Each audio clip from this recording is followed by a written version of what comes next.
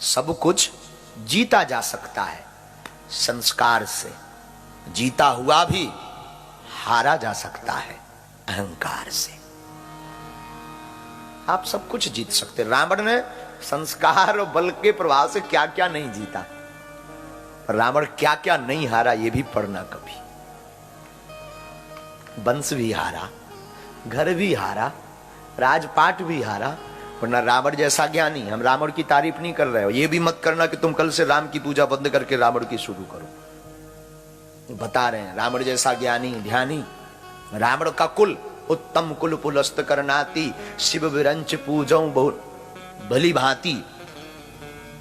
रावण जैसा वंश उत्तम कुल का, पुलस्त ऋषि का नाती है, विश्वश्रवा का पुत्र है, मां का नाम केकश्री, और स्वयं भी साधारण नहीं, परम शिव भक्त। शिव भक्त इतना कि लोग तो बिल्वपत्र चढ़ाते हैं, पुष्प चढ़ाते हैं, पत्र चढ़ाते हैं। इसने सोचा बिल्वपत्र चढ़ाने से क्या, अपना सिर ही चढ़ा दिया काट कर।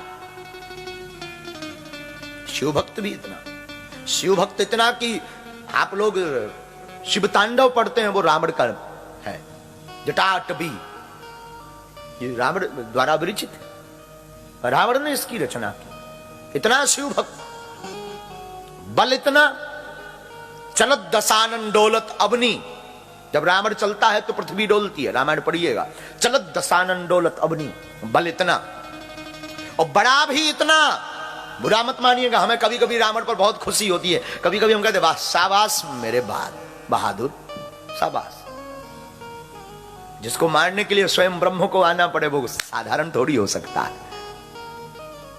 इतना बलवान, ज्ञानवान, और बुद्धि भी। हम लोगों के पास तो एक सिर है, उसके पास 10 हेड्स। इसलिए उसका नाम पड़ा दशानन। क्या नाम पड़ा? दशानन, क्योंकि दशानन है। एक बार एक संत से एक सज्जन पूछ रहे थे, महाराज जी रावण के अगर 10 सिर थे तो वो सोता कैसे होगा? हमने कहा, संत ने कहा मतलब? बोले जब वो लेटता होगा उसे करवट बदलना होगा तो वो स्प्रिंग थोड़ी है। हमने तो संत ने भी बड़ा प्यारा जवाब दिया, बोले जिसके ज्यादा सिर होते हैं ना, ज्यादा खोपड़ी होती है, वो ना सोता है ना सोने देता है। तर्क अच्छा था कि जिसके 10 सिर हो वो सोता कैसे होगा? भाई उसे करवट बदलना होगा तो वो पहले खड़ा होता होगा बिस्तर पर, फिर उल्टा होता होगा, क्योंकि 4 एक तरफ 5 एक तरफ। अब वो नहीं तो टूट जाएंगे अगर वो। तो संत ने भी बड़ा प्यारा जवाब दिया, जिसके ज्यादा सिर होते हैं वो ना सोता है ना सोने देता है।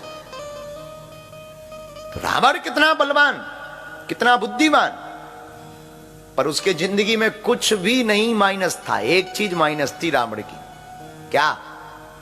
बोलो ना, अहम, ईगो, अहंकार। उसको ले डूबा। जो लंका का राजा, जिसकी सोने की नगरी, इतना बड़ा बलवान, इतना बड़ा बुद्धिमान, जब वो नहीं बच पाया तो विचार करो हम आप तो उसके सामने कुछ भी नहीं लगते। उसकी झाड़ुओं में अपनी संपत्ति बिक जाएगी। अब जब सोने की लंका होगी तो सोने की तो झाड़ू होगी ना, सोने की झाड़ू होगी तो लंका की झाड़ू छोटी मोटी तो होगी नहीं, थोड़ा बड़ी होगी। बड़ी होगी तो अपनी संपत्ति तो एक झाड़ू में ही चली जाएगी। जब उतना बड़ा रावण नहीं बच पाया एक माइनस पॉइंट से, तो हम आप कैसे बच पाएंगे? अपनी जिंदगी में अहम को दूर रखिए, हम में जीजिए, हम में जिंदगी जिए। हम सच कहते हैं, आपकी जिंदगी में कोई दाग नहीं लग सकता है। आप कभी घाटा नहीं खाएंगे। लोगों का नजारा 2 तरह से बदल जाता है, एक दूर से, एक गुरूर से। दूर से देखने में भी कुछ अलग नजर आता है और गुरूर से देखने में भी कुछ अलग नजर आता है। दुनिया को बहुत अच्छे से देखना है ना, तो ना दूर से देखो ना गुरूर से देखो।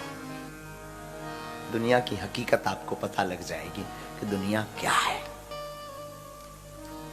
अहम बहुत घातक है। और मुझे तो एक शायर की बात याद आ रही, कहो तो सुनाऊं। एक शायर कहता था, झुकते वही हैं जिसमें जान होती है, झुकते वही हैं जिसमें जान होती है, अकड़ तो एक मुर्दे की पहचान होती है। आप अपनी जिंदगी में झुकना सीख लो, आप अपनी जिंदगी में झुको। और अगर अहंकार है भी तब भी बुरा नहीं है, लेकिन छोटा अहंकार बहुत घातक है। अहंकार होना भी चाहिए तो इतना बड़ा अहंकार होना चाहिए कि पूरी दुनिया तुम में समाहित हो जाए। छोटे मोटे सब अहंकार समाहित हो जाए, इतना बड़ा अहंकार भी ठीक है। कम से कम ईगो लाना ही है तो रावण जैसा लाना, ताकि राम जी तो आएंगे मारने के लिए। और छोटे मोटे अहंकार में ना राम जी आते ना कोई आते, टुप दाई गिर जाते। थोड़ा मोड़ा पद क्या मिला, थोड़ा मोड़ा रूप क्या भया, थोड़ा मोड़ा पैसा क्या आया, और जहां ईगो आ गया सोई सीताराम, टुप नहीं टुप। बोले का भैया? बोले भैया जेल हो गई, जेल। काय बात पे हो गई? अरे बोले भैया ब्लैक मनी निकली, तो पैसा भी गया, नाम भी गया, और मेहनत भी गई, कमाई भी गई, धमाई भी गई, और जब पैसा गया तो लुगाई भी गई। फिर वो क्या करेगी भैया? हो गई, फिर सब स्वाहा, बोलो सीताराम। अब क्या करो हो भैया? इसलिए जिंदगी में अहम को त्याग कर जितना मिले ना, ईश्वर को धन्यवाद दो। थोड़ा माता पिता की शरण में जाओ, थोड़ा बीच बीच में गुरु की शरण में जाओ, थोड़ा भगवान की शरण में जाओ, और मेंटेनेंस करते हुए अपनी जिंदगी को जीना प्रारंभ करो। कोई दीनहीन दिखे ना, अपनी पॉकेट में 10 पाउंड है, एक से उसकी सहायता, जरूरतमंद की सहायता कर दो, कुछ नहीं बिगड़ना, और बस। आधे से ज्यादा जन्म हमने फिर कहा, फिर कहते हैं, समस्याओं का हम लोग ईगो में देते हैं।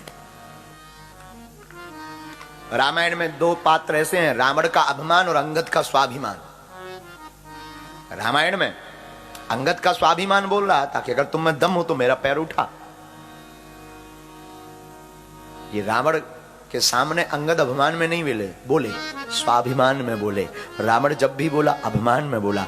अभिमान में बोलने वाले का विनाश होता है, स्वाभिमान में बोलने वाले का नाम रोशन होता है। अंगद का नाम आज भी चल रहा है, रावण का भी चल रहा है, पर बेइज्जती वाला नाम भी 2 प्रकार का होता है, एक बदनाम, एक नाम। अब आपको चयन करना है कि बदनाम वाला नाम चाहिए कि सच्चा नाम चाहिए। अगर बदनाम होना है तो कुछ भी ठाठा शुरू कर दो, कुछ भी शुरू कर दो अपनी। लेकिन रावण हमेशा अहम में बोलता है, अंगद जी हमेशा हम में बोलते हैं।